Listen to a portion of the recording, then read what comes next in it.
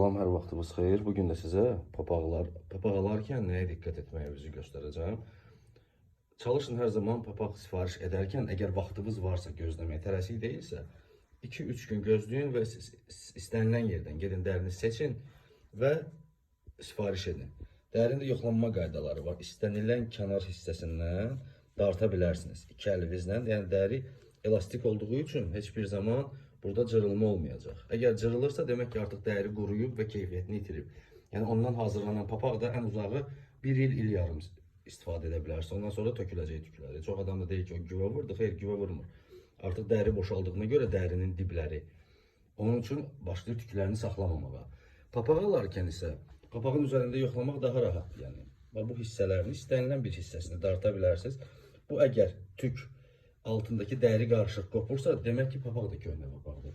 Bir də ki, alarkən zəmanət tələb edir. Yəni istənilən papağa, çünki bunların bəlli bir qiyməti var. Yəni hazır dəridən hazırlanmış, natural dəridən hazırlanmış papaqların bəlli bir qiyməti var. Çünki əgər bu göstərdiyim hallar hər hansı birində baş verirsə, yəni bilin ki, 1 il yarımdan sonra papaq artıq istifadəyə yararsız olacaq.